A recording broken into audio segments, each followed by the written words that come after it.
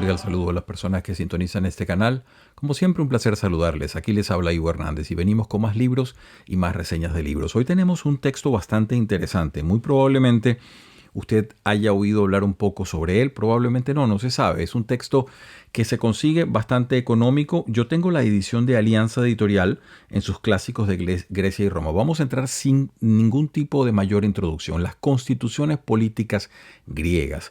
Este texto creo que lo tiene también editado Akal, me parece.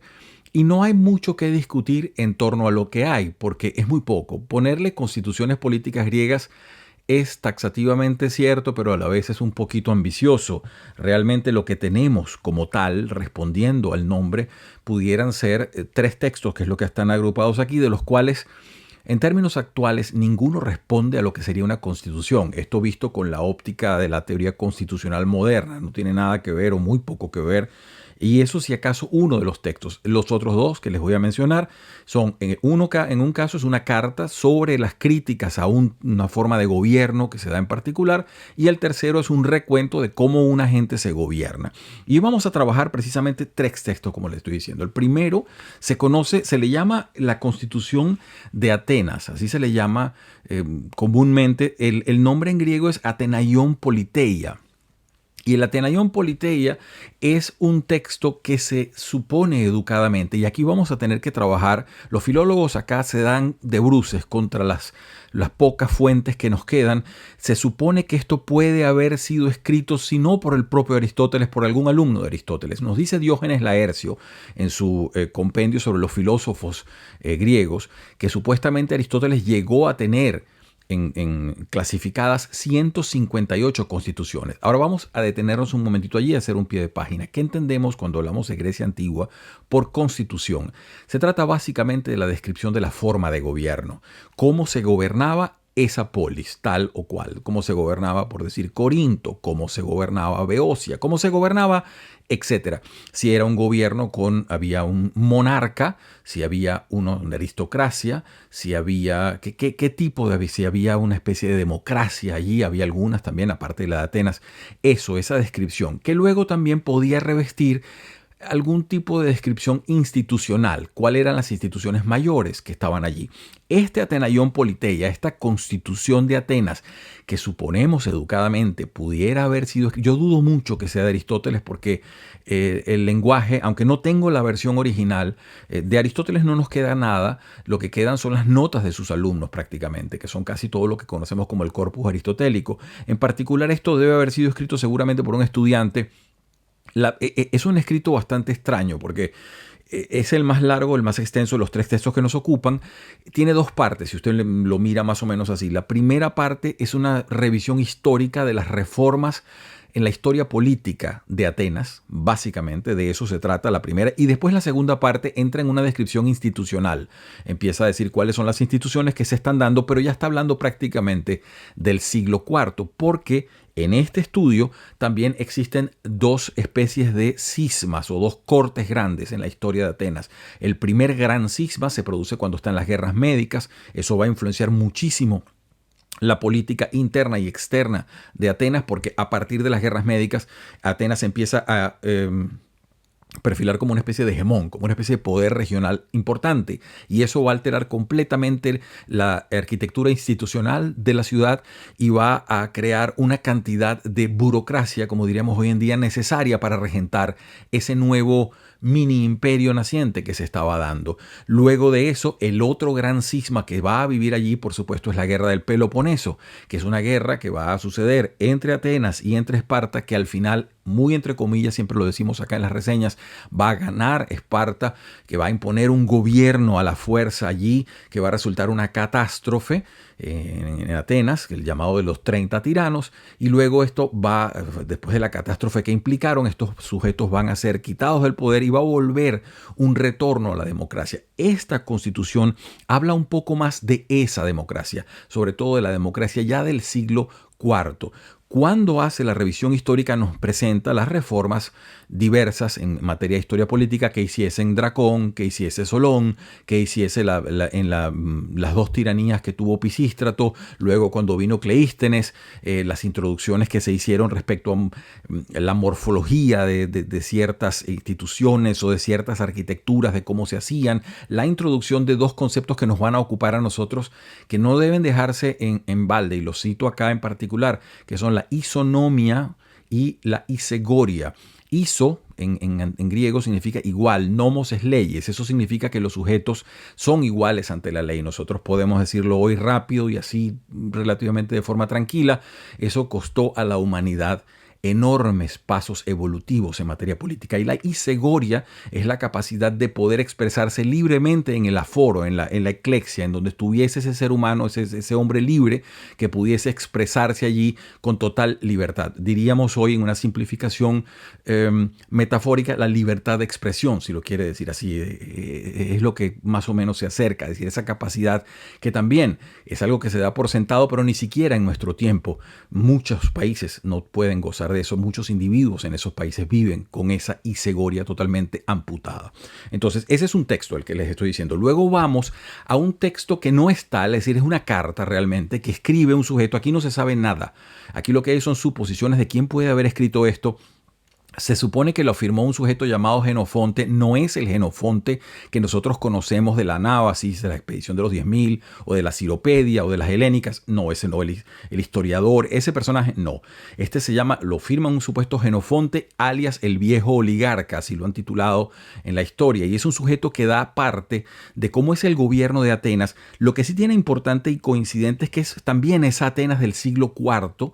Él está hablando a una persona que se supone que está en Esparta y le está dando una especie de informe general de cómo se mueve la situación. Ya no es ni histórico ni descriptivo como era el otro, sino que en este caso es más bien de crítica, y una crítica en donde se atiene a las situaciones defectuosas que produce la democracia. Recuérdese que la democracia hoy en día a nosotros nos suena como algo evidente, como algo maravilloso, que es el gobierno, ya lo diría Churchill, el menos malo de todos los regímenes, porque garantiza que por lo menos haya cambios, se sucedan cambios de gobiernos, etcétera. Pero nuestra noción de democracia es algo muy moderno, muy cambiado. Al comienzo no era ni tan aceptado ni tan institucionalizado como lo tenemos hoy en día. Eran formas, es cierto, donde las mayorías se expresaban, pero esas mayorías empezamos aquí, por supuesto, a tratarlas con pinzas, porque no eran todas las personas las que podían expresarse. Las mujeres no se expresaban, los esclavos no se expresaban, las personas que no tenían bienes no se expresaban. Había una cantidad de bemoles en torno a ellos. Sin embargo, si usted lo quiere ver de una manera evolutiva, es un paso grande, y sobre todo lo que se dio en Grecia hace 2500 años son pasos titánicos en torno a las posibilidades de un régimen que durmió prácticamente durante 18 siglos y vino a resurgir ya en Europa en el siglo XVIII a finales y comienzos ya del siglo XIX, cuando empieza a dar nuevos pininos. Pero repetimos, es complejo hablar de esto simplificándolo. Esa carta que les digo, esa segunda carta, también se le llama Constitución de Atenas, pero no es para nada, ni siquiera goza de la especificidad del primer texto que les estoy diciendo. Incluso me puedo remitir a la extensión. Una tiene, este libro es pequeñito, es decir, es un libro, como ustedes lo pueden ver, es un libro flaquito, no tiene mayor extensión. El primer texto se puede llevar cómodamente 130 páginas, el segundo escasamente tendrá 10 o 12. Es una carta donde él reseña una cantidad de opiniones muy en primera persona sobre lo que él ve como los grandes defectos que garantizan que la democracia tiene realmente poca vigencia y poca posibilidad de sostenerse porque hay demasiados defectos internos. Y el tercero, este sí pudiera ser ya de Genofonte el historiador. Recuérdense, Genofonte es un sujeto que más o menos coetáneo con Platón, es un sujeto que lo atrapa en plena juventud esa guerra del Peloponeso, que cuando termina la guerra se da cuenta, es un muchacho todavía joven, él emigra como mercenario, era un hombre diestro en los caballos, en el combate, de él es la Anábasis, esa narración donde él se va como mercenario a Persia y toda esa historia. él era muy sensible y gustaba mucho de las formas de gobierno que tenía Esparta y de la cultura espartana. Y de hecho, él recibe apoyo de algunas personas allí que lo acogen a él cuando está separado, que no está en Atenas y se retira pues, de la ciudad que lo vio nacer. Entonces, lo interesante aquí es que él narra esa constitución de Esparta que nos da una descripción en primera persona de una situación bien distinta a la de Atenas, forjada por un legislador llamado Licurgo, de quien vamos a hablar. Entonces creo que no se me queda nada con nada fuera del tintero. Les decía, piénsese, cuando hablamos, es muy importante acá los márgenes de tiempo para graficar todo esto, porque se suele hablar de la Grecia antigua como si fuese una especie de gran paquete. Y es cierto que todo sucedió en poco tiempo, pero el poco tiempo debe clasificarse para darnos cuenta más o menos quién es quién cuándo. La figura, por ejemplo, de Sócrates es una figura que muere ya cerrando el siglo V. Ahí empieza Platón con la academia. Aristóteles es un hombre del siglo IV completamente. Aristóteles nace en el 384, muere en el 322. Y estoy aquí volando un poco por instrumentos, pero esas son las cotas de Aristóteles. Un hombre completamente del siglo IV.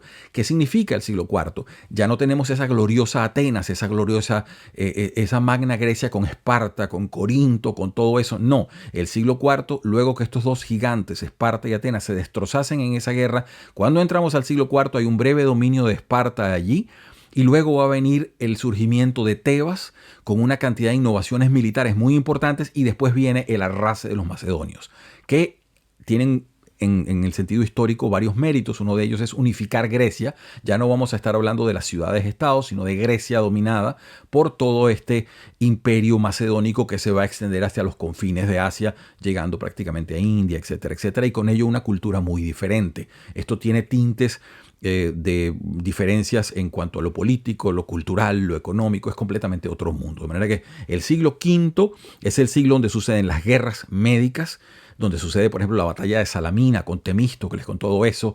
Luego tenemos los años gloriosos, cuando está Sócrates activo. Tenemos luego a Pericles.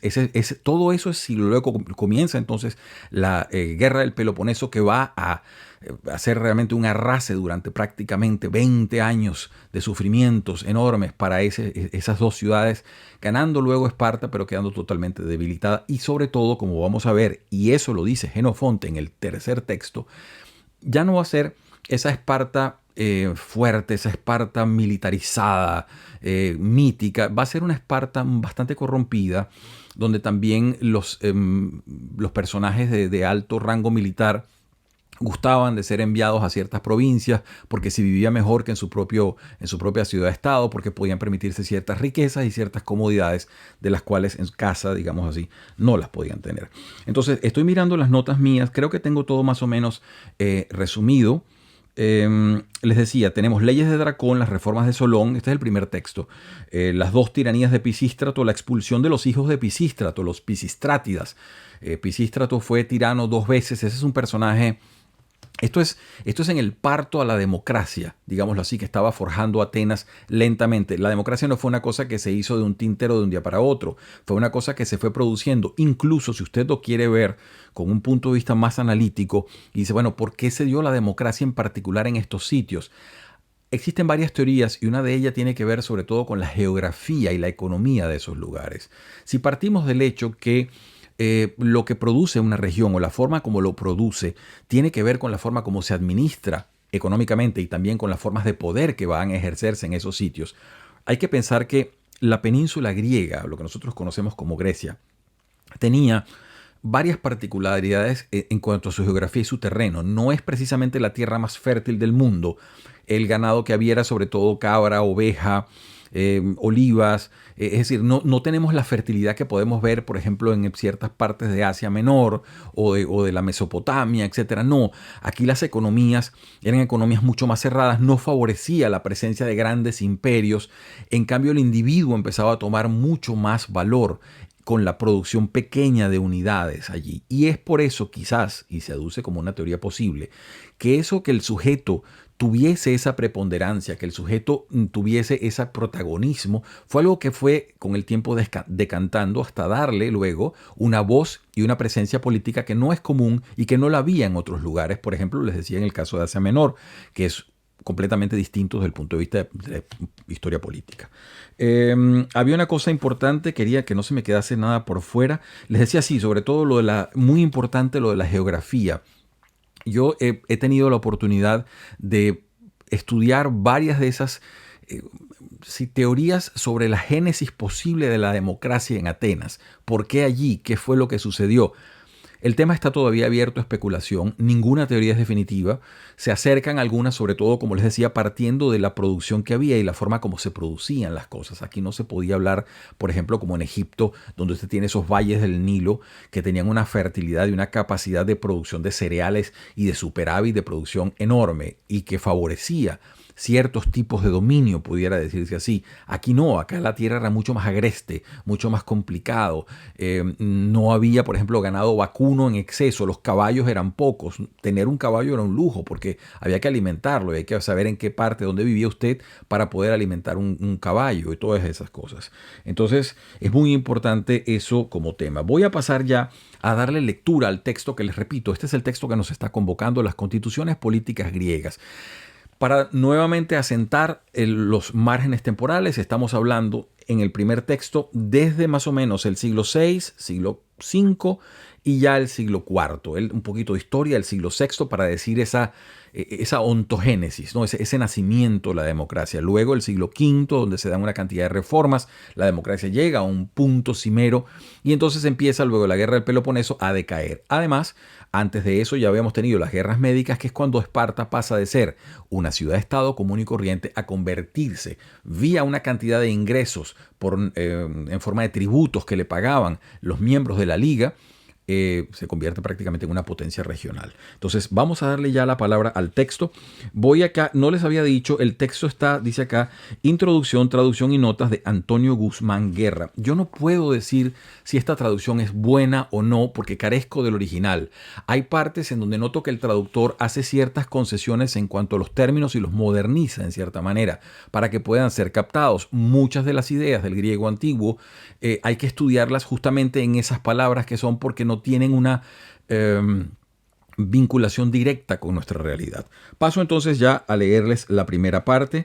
Estoy justamente en la Constitución de Atenas, texto que se atribuye, no sé si a Aristóteles, pero por lo menos algún alumno de Aristóteles puede haber metido mano aquí. Y dice así lo siguiente. Estoy hablando de Dracón el legislador. Son las primeras reformas que introduce Dracón. Estamos hablando del año 620 a.C. Es decir, como ustedes pueden ver, me estoy llevando a mucho antes de todo lo que nos va a ocupar después, perdonen ustedes. Dice así.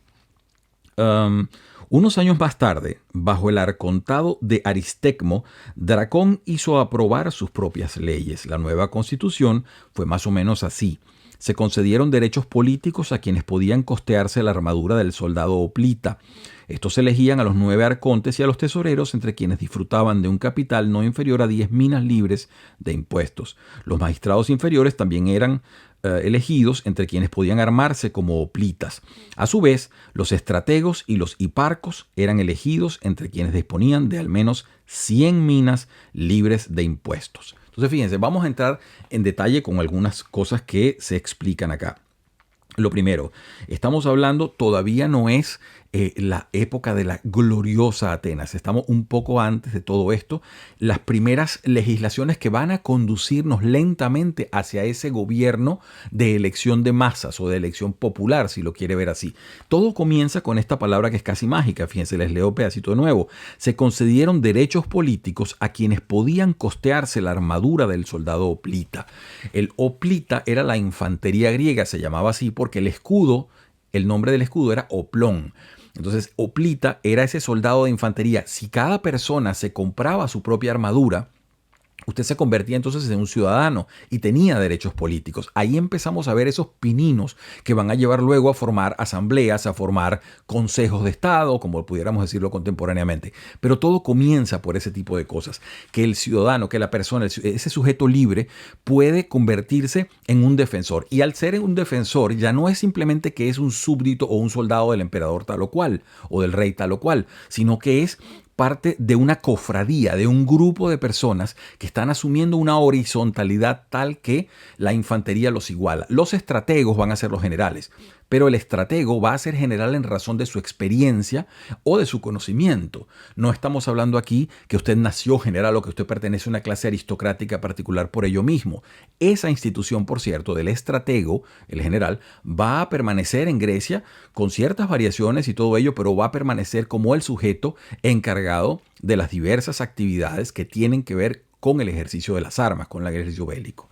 Seguimos adelante. Estaba en la página 39, el espacio. Sigo adelante, voy ahorita hasta la página, estoy en la página 45 y dice lo siguiente. En la página 45 están hablando ya Solón. Salté de Dracón a Solón. Estoy saltando según el texto y las reformas que se van produciendo. Hay en el medio otras descripciones de cosas, etcétera, mucho pormenor histórico en ciertas situaciones. No siempre es un texto fácil de leer porque requiere una consustanciación con el tema de la Grecia antigua. Sin embargo, se pueden ver estas cimas, estos momentos en los cuales cambia el ejercicio de la política. Dice la página 45, Solón instituyó el Consejo de los 400, 100 miembros para cada tribu, y encargó al Areópago de la vigilancia de las leyes para que continuara siendo como antes el garante de la Constitución. También supervisaba el Areópago los actos más trascendentes de la administración política, corregía a los infractores de la ley y al disponer de plenos poderes para aplicarles multas y penas corporales, ingresaba también en las arcas públicas el montante de las multas, aunque sin hacer constar el motivo de la infracción, y juzgaba a quienes conspiraban contra el sistema democrático, ya que Solón había instaurado una ley sobre las denuncias por conspiración. Entonces vemos acá en el caso de Solón, y lo está relatando de una manera relativamente rápida. Las reformas de Solón nos van acercando nuevamente. Fíjense, ya vemos esa institucionalización, un consejo de los 400. Se supone, por lo que habíamos dicho antes, que esos 400 van a ser 400 personas oplitas, es decir, 400 sujetos que son ciudadanos que están prestos para ejercer su voz en este consejo donde se discuten temas políticos, o su acción si se presenta un conflicto bélico, que es el mismo ciudadano que está capacitado para ejercer uno u otro, defendiendo como primer sujeto su propia polis, ¿no? Entonces eso es importante decirlo.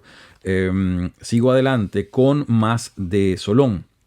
Y dice aquí, las 3 medidas más populares auspiciadas por Solón, estoy en la página 46, fueron las siguientes. En primer lugar, y de la mayor importancia, fue la prohibición de que las personas pudieran perder su libertad si no devolvían los préstamos. En segundo lugar, el derecho que asiste a cualquiera para intervenir ante cualquier situación de injusticia. Y en tercer lugar, y fue la que mayor confianza le dio al pueblo, el derecho de apelación ante los tribunales.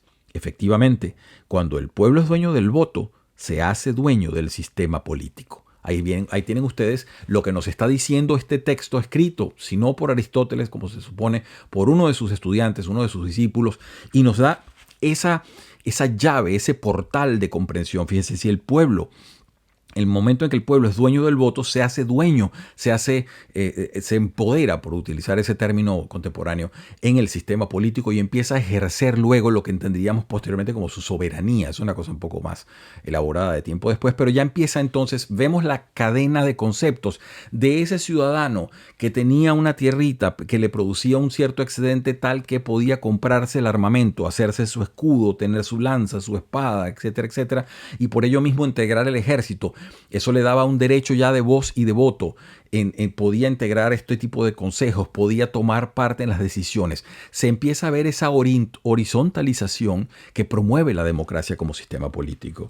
Sigo adelante, estoy todavía en el primer texto de la Constitución de Atenas, de parte de Aristóteles, o un alumno de Aristóteles, pudiéramos decir. Estoy en la página 64 y les digo lo siguiente. Voy ya ahora a las reformas que hizo Cleístenes. Me salté las 2 tiranías de Pisístrato porque allí políticamente es más de historia lo que se ve. Hubo unos conflictos civiles importantes, están descritos acá. Pisístrato es un sujeto que al principio ejerce una tiranía, luego lo sacan del poder, él vuelve a reunirse con una gente, toma el poder de nuevo. Pisístrato fue bastante populista en el sentido contemporáneo, se granjeaba la simpatía de algunas personas. No fue una tiranía como pudiéramos verlo hoy en día, en el sentido del tirano como el déspota déspota. No, este fue un hombre que gobernó según las leyes, pero no dejó a los efectos de las reformas que estamos estudiando unos niveles tales. Cuando llegaron sus hijos, porque él murió, sus hijos lo sucedieron en el poder, estos fueron bastante mediocres en el mando, tuvieron mucha resistencia popular y fueron sacados del poder. Lo cierto es que con Cleístenes empieza entonces a darse la presencia ya masiva y activa del Partido Demócrata, de los democráticos, es decir, la gente que abogaba por esa horizontalización que les estoy diciendo. Y Cleístenes, en el momento en que asume el poder, empieza a hacer también reformas conducentes en este sentido. Y fíjense lo que les digo en la página 64. Procedió Cleístenes a una reorganización administrativa de los atenienses, distribuyéndolos en 10 tribus en vez de las 4 que hasta entonces eran. Antes eran 4 tribus, ahora son 10, ¿no? Su propósito era entremezclar a un mayor número de ciudadanos a fin de que fueran más los que participaran de los derechos políticos. A continuación, constituyó un nuevo consejo de 500 miembros en lugar de los 400 que hasta entonces tenía, en razón de 50 miembros por cada tribu. Antes eran 100 por tribu. Dice más, dividió también todo el territorio en 30 grupos de demos. Demos serían así como, por decirle una analogía, como municipios, como parroquias, ¿no?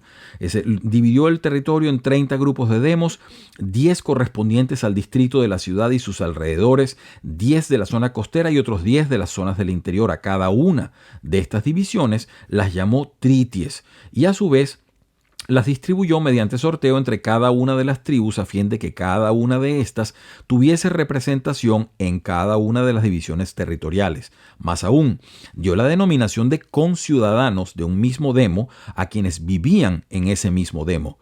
Con esta última medida, buscaba que los ciudadanos no siguieran llamándose según el nombre de sus padres y marginaran entonces a los recién llegados, sino que debían denominarse según el demo al que pertenecieran.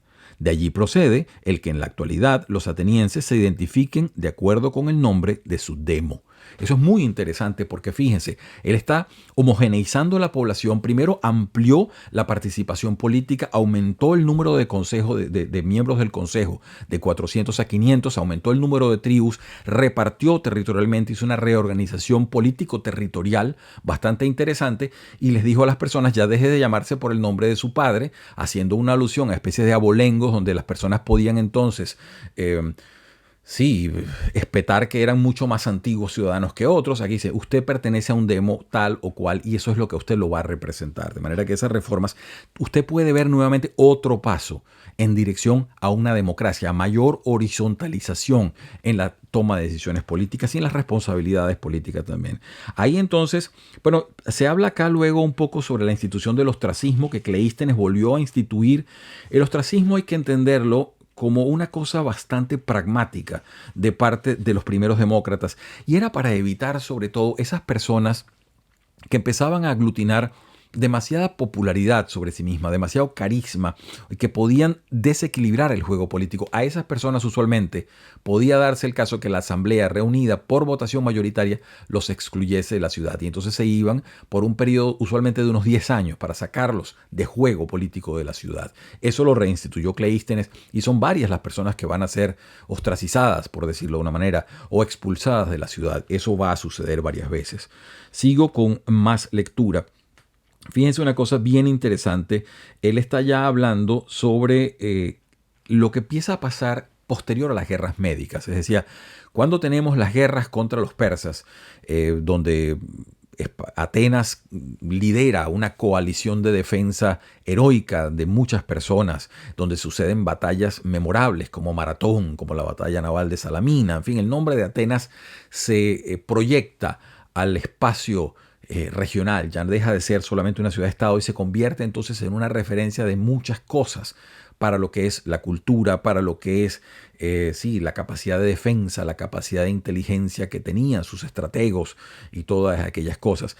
Tanto así, fíjense, pie de página, todo esto les puedo decir que cuando de los grandes poetas, por ejemplo el caso de Esquilo, de Sófocles, en el caso de Sófocles, muchas de estas personas que llegaron a ser muy famosos autores teatrales y autores de obras en su tiempo y ganaron premios y todo eso, cuando les tocó fallecer en el epitafio, decían, aquí yace uno que peleó en Maratón. Es decir, para ellos era la gloria de haber estado allí fue mucho más grande que cualquier otra gloria humana posible, así de importante. Y esas guerras médicas convirtieron entonces a Atenas en el epicentro de muchas cosas. Y fíjense cómo lo narra acá esta constitución o la parte histórica de esta constitución. Dice así.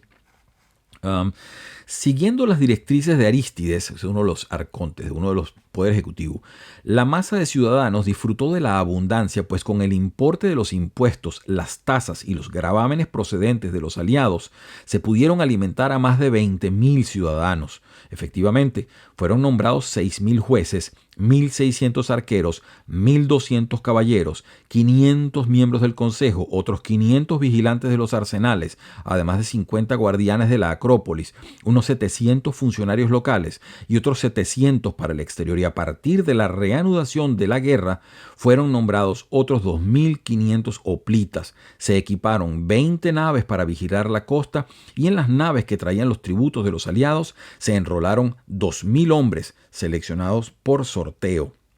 Toda esta gente vivía del presupuesto del Estado. Aquí vemos un redimensionamiento completo de Atenas. ¿Qué sucede?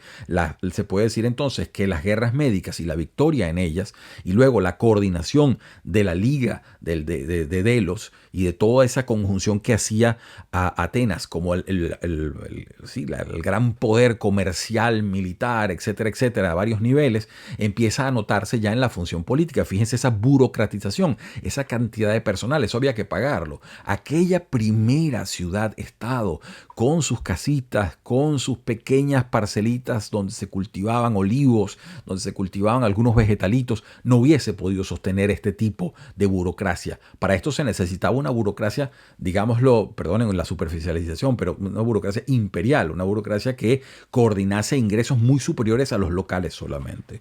Esto es muy importante poderlo comprender en la perspectiva, porque la democracia muchas veces se le ha criticado que para que pueda funcionar necesita esos ingresos tan grandes así, ya que mucha gente necesita emplearse en la burocracia.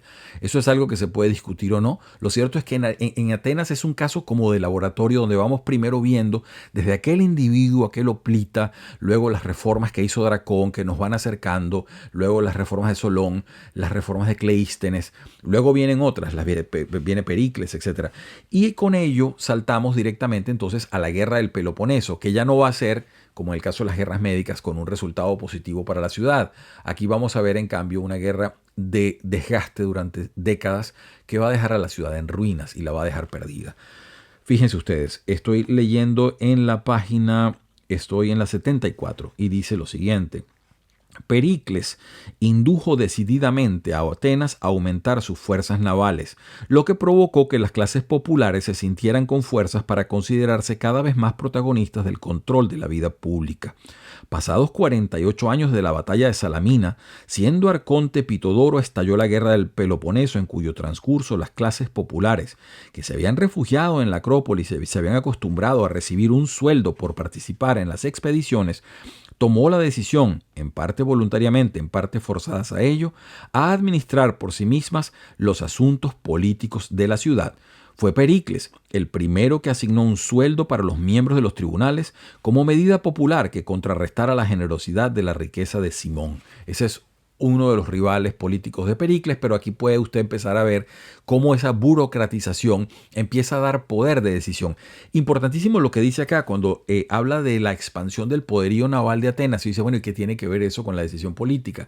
Recuérdese que el barco que utilizaban los atenienses en guerra se le llamaba trireme. Era un barco a remos que tenía 3 niveles de remos.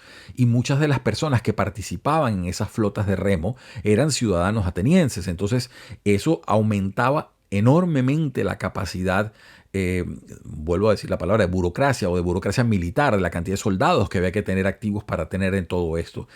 Va viéndose nuevamente la forma como se está administrando la ciudad y la toma de decisiones de estos sujetos en relación a lo que está pasando.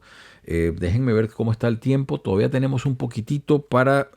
Sigo con el texto de Aristóteles, que es el más completo, pero desde lejos de los otros dos. Quizás no el más directo, porque tiene muchas partes técnicas, hay algunos vocablos en griego antiguo, pero nos permite ver todas esas partes importantes.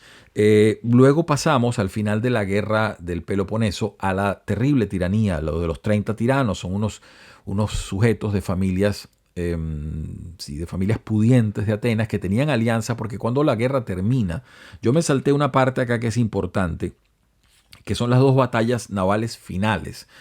Ahí hay dos batallas importantes que sentencian, luego de la expedición de Sicilia, estoy hablando aquí de memoria con el libro La guerra de Peloponeso de Tucídides, pero ya los toques finales del desastre ateniense, luego de la expedición de Sicilia, que fue una debacle para las fuerzas marítimas, se producen dos batallas que generan enorme cantidad de problemas internos ya en esa ciudad-estado venida a menos. La primera es la batalla de Arginusas.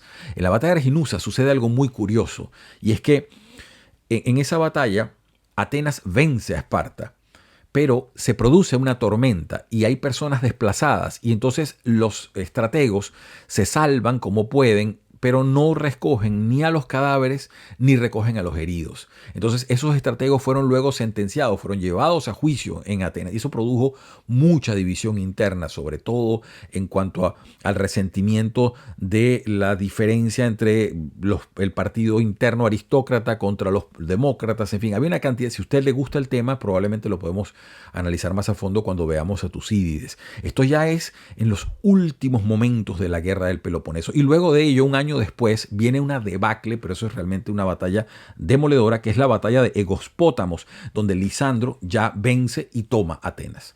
Entonces allí, luego de ciertos ires y venires, se termina decantando todo por poner a 30 sujetos, porque había habido delaciones y había habido traiciones internas de gente que favorecía a los aristócratas y que favorecía entonces a los espartanos. Y cuando llegaron los espartanos, retribuyeron esto colocando algunas personas, varios familiares de Platón y amigos de Platón estaban allí, por cierto, Critias, por ejemplo, entre los 30 tiranos. Lo cierto es que ahí se forma un gobierno sumamente sanguinario, y acá lo dice el autor de la Constitución de Atenas. Muy interesante, fíjense cómo él narra. Esto se parece un poco como cuando Lenin tomó el poder, y entonces con el cuento de aplicar el socialismo, o supuestamente gobernar bien, empezaban a matar gente para robarle el dinero. Fíjense lo que dice acá. Tal fue su conducta, por lo menos al principio, y se solían castigar con pena de muerte a los psicofantes y a los criminales que dirigían la palabra al pueblo con intención de engañarle contra su propio interés y con tal de halagarle. Estas últimas medidas agradaban a las clases populares, que creían que al actuar así, los 30 protegían al Estado. Pero una vez que estos se afianzaron en el poder sobre los ciudadanos, no mostraron la menor consideración con ninguno de ellos, sino que condenaban a muerte a quienes tenían una considerable fortuna, sobresalían por su nacimiento o por su buena reputación. De esta astuta manera se deshacían de todos aquellos de los que podían temer algo, y al propio tiempo les arrebataban sus fortunas. Es decir, que estos 30 tiranos, que se decían a sí mismos supuestos aristócratas, eran unos sinvergüenzas, y lo que estaban utilizando el poder era para enriquecerse. Como se pudo ver, no duraron tanto tiempo, y luego vuelve pues la reforma democrática a todo esto. Eso está narrado acá, y con ese capítulo, ya cuando los 30 tiranos son depuestos y vuelve un gobierno democrático, piense usted, este gobierno democrático no va a ser como el gobierno de la época más dorada de la democracia ateniense. Ya esto es un gobierno democrático más bien de muchedumbre. Se puede decir que de aquí quizás es de donde Polibio, muchos años después, varios siglos después, va a tomar aquello de la oclocracia, es decir, del mando de la muchedumbre. El oclos es la multitud, ¿no? El poder de las multitudes, de esas masas irreflexivas que simplemente levantan la mano ante una decisión y se ejecuta una decisión de gobierno que a veces es irreflexiva, a veces es presurosa, etcétera, etcétera. Lo cierto es que con esto terminamos la primera parte de ese primer texto, y luego viene entonces la cantidad de instituciones que nos narra la segunda parte del texto. Se las voy a leer, no tengo tiempo para ponerme a explicar todas ellas en detalle, pero sí quería leérselas para que se den cuenta. Si en alguna cosa este texto parece una constitución, aunque sea desde lejos, es en esta parte, porque luego de todo ese prolegómeno histórico pasamos entonces a esto, donde nos detallan primero el Consejo de los 500, el Consejo de los Prítanos, atribuciones del Consejo de los 500, tesoreros de la diosa Atenea, recaudadores generales y auditores de cuentas, los caballeros, es decir, la caballería, ¿no? Comisario de policía, inspección de mercados, pesos y medidas. Hágase cuenta que estos son todos como artículos, ¿no? como capítulos en donde no hay un articulado como las constituciones contemporáneas, pero se detallan pormenores sobre ese tema. Sigo adelante. Los 11, Poder Judicial y de Prisiones.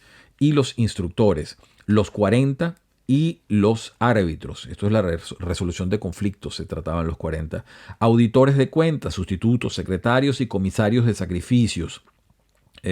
Los 9 arcontes, el arconte mayor, el rey, el polemarco, tesmótetas, eso es otro cargo, supervisores de juegos, los estrategos, tribunales y jueces, etcétera. Se puede usted dar cuenta entonces con esta enorme lista que era una burocracia ya inoperante, que si Atenas no iba a volver a ser aquel imperio o aquel lugar donde confluían enormes cantidades de impuestos, de regalías, de bienes, si no iba a darse eso, ya no se podía sostener una burocracia. Si eso es un aparato enorme para una ciudad-estado venida menos, que había perdido además prácticamente la élite de sus fuerzas en todo sentido y de su inteligencia en una guerra absurda hace pocos años antes de ello, ¿no? Entonces, con eso les cierro este primer libro. Paso entonces a los otros dos, que son mucho más cortitos y que me van a permitir entonces darle una diagramación. Les decía que el segundo texto no es para nada, no tiene la enjundia ni la profundidad de este primer texto. Es simplemente una carta